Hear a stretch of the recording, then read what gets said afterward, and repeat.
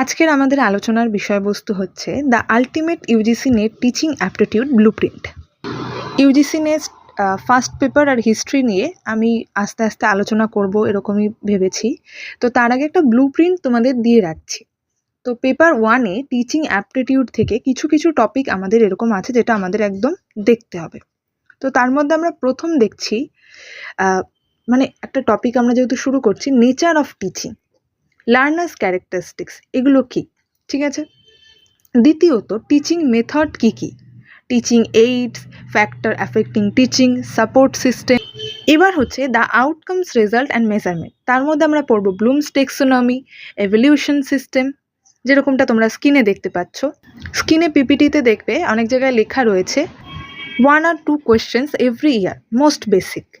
তো আগেই বলে রাখি, এই যে স্ক্রিনে তোমরা যেটা দেখতে পাচ্ছ পিপিটিটা, এই মেটেরিয়াল বা অন্যান্য কোনো মেটেরিয়াল যদি তোমাদের প্রয়োজন হয় তোমরা অবশ্যই টেলিগ্রাম চ্যানেলে যুক্ত হয়ে নিও।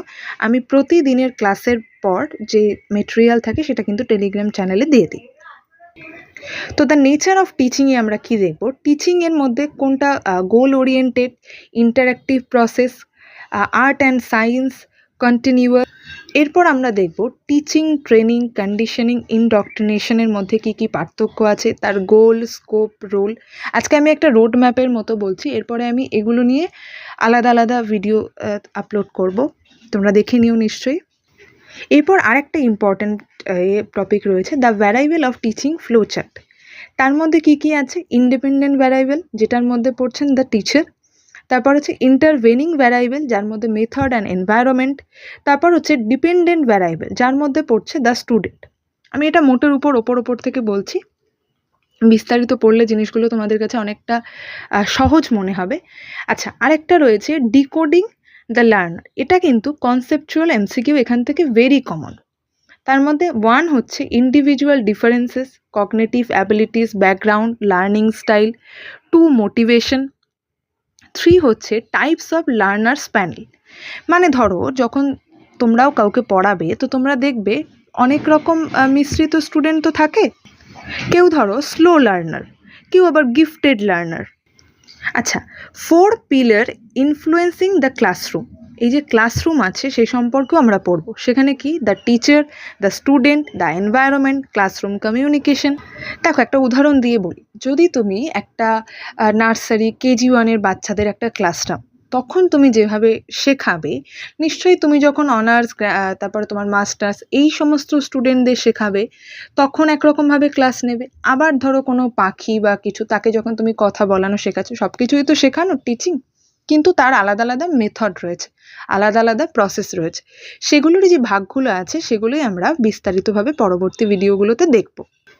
এরপরে দেখো দ্য মেথড স্পেকট্রাম। এটা কিন্তু হাই প্রায়োরিটি, এটা একদিকে ইজি আবার খুব স্কোরিং।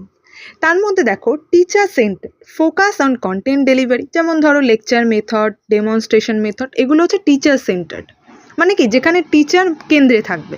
আরেকটা হচ্ছে interactive, focus on guided interaction, example discussion method. আরেকটা হচ্ছে learner centre, focus on student autonomy and Discovery.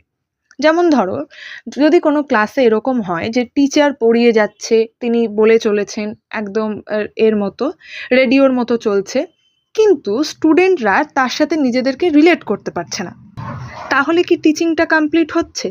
আবার কখনো কখনো তোমরা দেখবে যে টিচার কোনো টপিক পড়াচ্ছে, সেখানে স্টুডেন্টরাও কোনো 2-একটা প্রশ্ন করছে, মানে তাদের মধ্যে কি একটা কথোপকথন হচ্ছে, ইন্টারেক্টিভ হচ্ছে, সেটা একটা হচ্ছে। আরেকটা হচ্ছে ধরো তোমাকে কোনো একটা টিচার একটা টপিক দিল, লার্নার যারা রয়েছে তারা ওটা নিয়ে ডিসকাস করছে, নতুন কিছু বলছে, সেটা একরকম মেথড। এগুলোর আলাদা আলাদা ভাগ রয়েছে যেটা আমরা দেখব। আচ্ছা, এরপরে আমরা দেখব the teaching tool kit and support stack.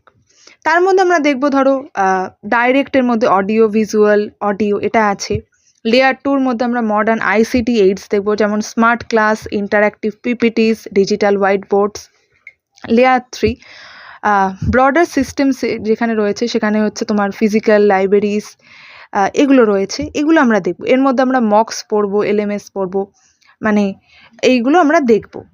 এরপরেই রয়েছে blooms টেক্সোনমি, the gears of learning. এটা কিন্তু must do, order based question এখান থেকে প্রত্যেক বছর আসে।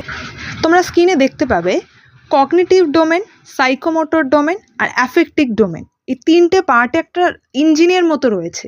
তো এই টপিকটা আমি যখন তোমাদের পড়াবো তখন নিশ্চয়ই আমি এটাকে সেরকমভাবে বোঝানোর চেষ্টা করব। জানি না কতটা সফল হব, কিন্তু আমি নিশ্চয়ই চেষ্টা করব। এরপরে রয়েছে দ্য কগনিটিভ পাইরামিড। এটা কিন্তু watch for match the following তো আসে, তার জন্য কিন্তু এটা আসে। এটার মধ্যে দেখবে প্রথমে আছে রিমেম্বার, তারপর আন্ডারস্ট্যান্ড, তারপর অ্যাপ্লাই, অ্যানালাইজ, এভ্যালুয়েট, ক্রিয়েট। তোমরা স্ক্রিনে দেখতে পাবে আমি কিন্তু প্রত্যেকটা টপিকের পাশে তার প্রায়োরিটি লিখে দিয়েছি, মানে কোনটা হাই প্রায়োরিটি, কোনটা মিডিয়াম, এগুলো তোমরা একটু ভালো করে লক্ষ্য করো। টাইমিং দ্য এভলিউশন, এবার তুমি পড়ালে কিন্তু তোমাকে তো জানতে হবে যে জিনিসটা ঠিক কতটা ঠিকঠাক হলো, মানে টেস্ট তো নিতে হবে। তার মধ্যে আমরা দুটো এভলিউশন সিস্টেমের কথা আলোচনা করব, একটা হচ্ছে ফর্মেটিভ এভলিউশন, একটা হচ্ছে সামেটিভ এভলিউশন। সাধারণত মনে রেখো ফর্মেটিভ এভলিউশন মানে হচ্ছে যেটা হচ্ছে ধরো হয় না যে তুমি একটা স্টুডেন্টকে পড়াচ্ছ, তো 1 মাস ধরে ধরো কোনো একটা চ্যাপ্টার চলছে, তো তুমি মাঝখানে হঠাৎ করে সপ্তাহে একটা টেস্ট নিলে, মানে যখন তুমি ওই পড়ানোটা চলাকালীন টেস্ট নিচ্ছ, সেটা ফর্মেটিভ। সামেটিভ মানে যখন পুরো পড়ানোটা হয়ে গেছে তখন তুমি মূল্যায়ন করছো, তখন কিন্তু সেটা হয়ে যাবে summative. Referencing the result, norm referenced, criterion referenced, এটা একটা উদাহরণের মধ্যে দিয়ে তোমাদের বলি। তোমরা হয়তো দেখবে অনেক সময় রেজাল্টে থাকে পার্সেন্টাইল। পার্সেন্টাইল আর পার্সেন্টেজ কিন্তু এক নয়। পার্সেন্টাইল মানে কি, ধরো যেখানে যে নাম্বারটা রয়েছে তুমি অতগুলো লোককে পেছনে, মানে তোমার অবস্থানটা জানাচ্ছে, আর পার্সেন্টেজ মানে তুমি মোট কত পেয়েছো তার হিসেব। একদম শেষে যদি তোমরা একটা চার্টের মধ্যে জিনিসটাকে বোঝার চেষ্টা করো, তাহলে স্ক্রিনে দেখতে পাবে the teacher and learner characteristics, তারপরে হচ্ছে methods, aid, support system, the environment, তারপরে দেখবে দ্য অ্যাক্টিভ প্রসেস, তারপরে দেখবে cognitive, affective, psychomotor outcomes, evolution system. এই পুরোটা কিন্তু একটা চক্রাকার প্রসেসে চলছে। আমি আজকে টোটাল জিনিসটাকে একটা ভিডিওতে খুব সংক্ষেপে বলার চেষ্টা করলাম। এরপরে এগুলোকে নিয়ে আলাদা আলাদা যখন আলোচনা করব তখন দেখবে জিনিসটা অনেকটা সহজ মনে হবে। তো এই ভিডিও সম্পর্কে তোমাদের যদি কারুর কোনো রকম সাজেশন থাকে বা আমাকে কিছু জানানোর থাকে, আমাকে নিশ্চয়ই কমেন্ট সেকশনে জানিও। Thank you.